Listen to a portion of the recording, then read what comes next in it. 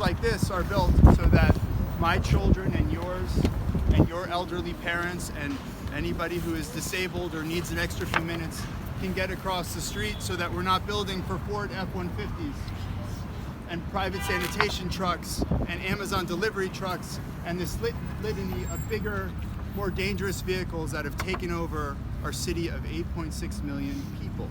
Not 8.6 million cars, we are 8.6 million people.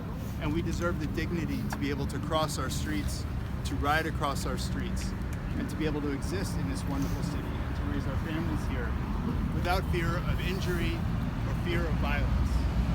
Today is a very sad basketball courts to keep it along the road.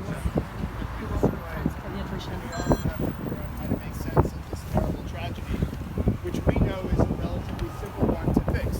We just had another New Yorker die on our streets riding a bicycle, Dr. Daniel Cammerman. He's a loving husband and father, and he was a resident and a pediatrician, and we stand here in support of him and his family and on behalf of all New Yorkers who've been killed on our streets. Right now we're seeing, the Department of Transportation suggests there are 1.6 million New Yorkers who ride a bike, and at the same time there's no way to get across town about 42nd Street unless you actually make your way through the park or through one of these dangerous traverses. So we can't create an invitation for more New Yorkers to bike and not actually give them the safe infrastructure that they require. You would never build half of a bridge, but we've done just that with our bike network. We work to demand something that we think is relatively basic, which is that New York City should be built for human life and not for traffic. Whenever this something like this tragic happens, how does it make you feel?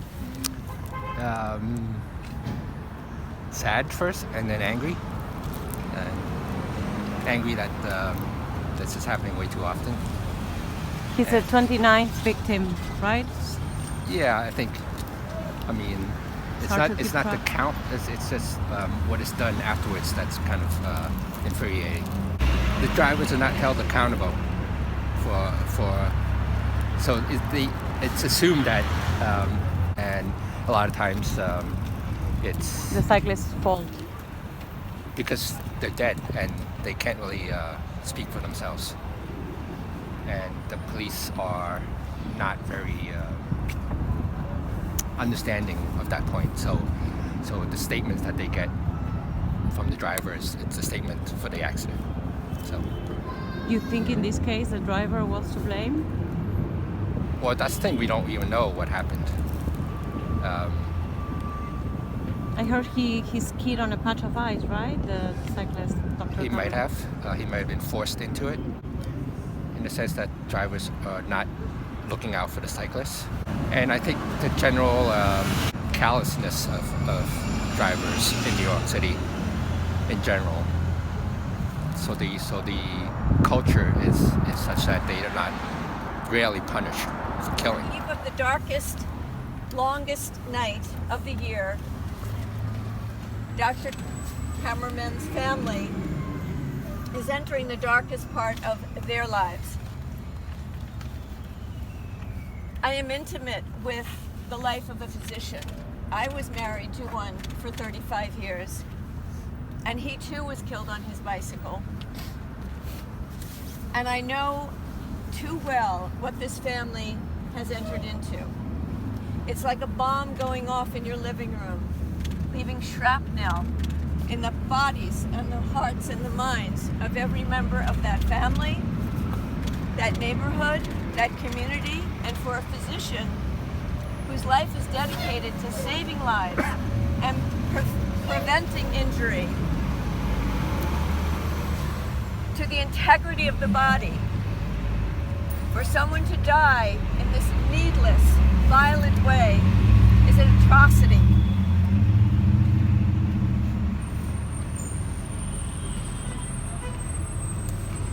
Mary Oliver finishes her poem, A Summer's Day, by asking the question, what are you going to do with your one precious and wild life? Well, Daniel Cammerman, he decided that he was going to be a physician with his life, and that he would be a pediatrician, taking care of children. Doctors perform some of the hardest things in the world. They sit with families who are losing someone they love. And for a pediatrician, it means sitting with families at times who are losing a child. This was not foreign to Daniel. We have social injustice here,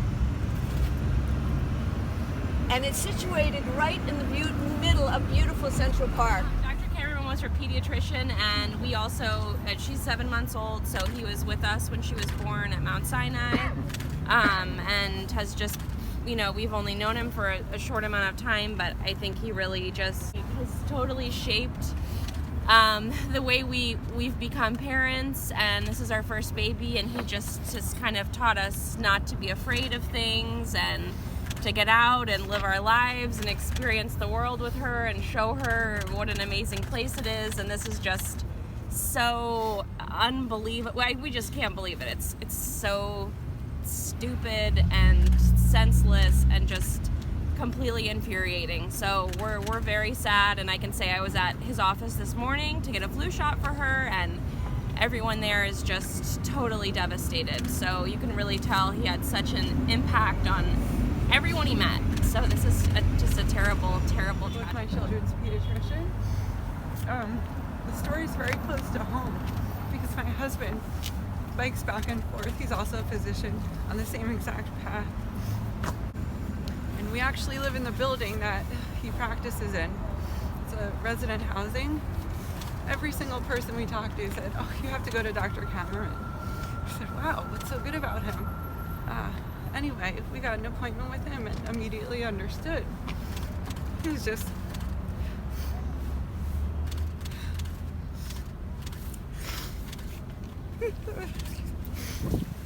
such a caring man. I could just hear him talking right now.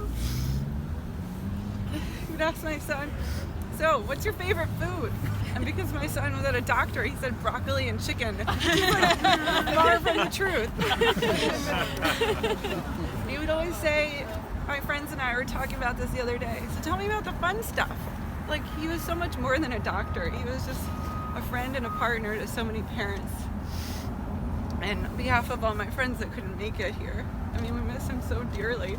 I walk by his office every day to go back home. And it just pains me. I had to read the email like 6 times. I couldn't believe it. I see him walking into the building often, and he's such a sweet man. So I am definitely going to join and try to help this organization. Thank you. Thank you for being here today. Thank you. There is a entrance to Central Park, which the Central Park Conservancy has closed to bicyclists as a shared path. If that entrance had been open as a shared path to bicyclists, it connects to the shared path at the East Loop of Central Park. He could have had a safe route through Central Park and be alive today. It's outrageous that that entrance is closed to bicyclists, and it can be opened immediately with the stroke of a pen.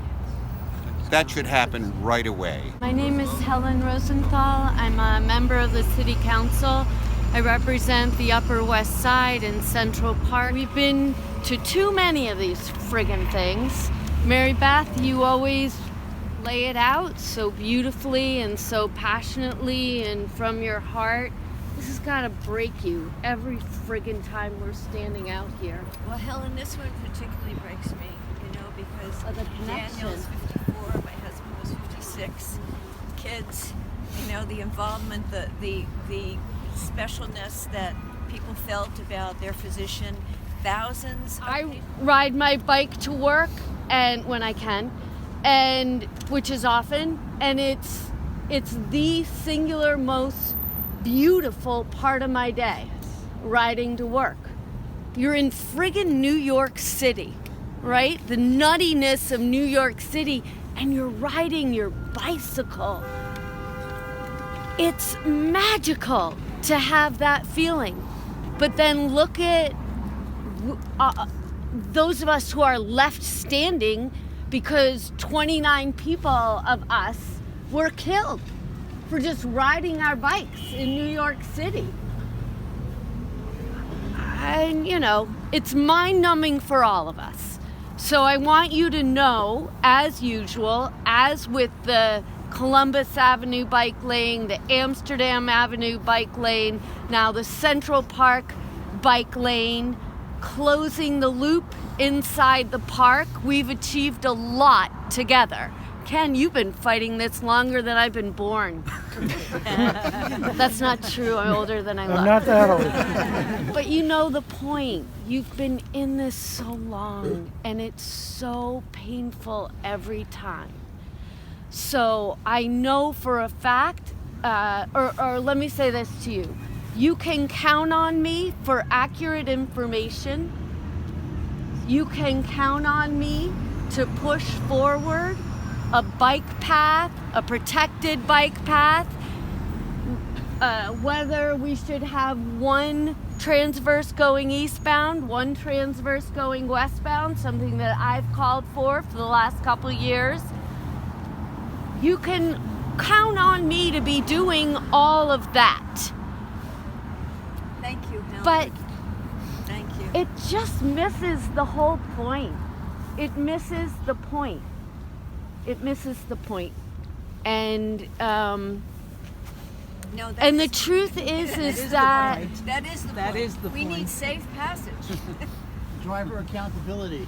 That's we a big. need all those things.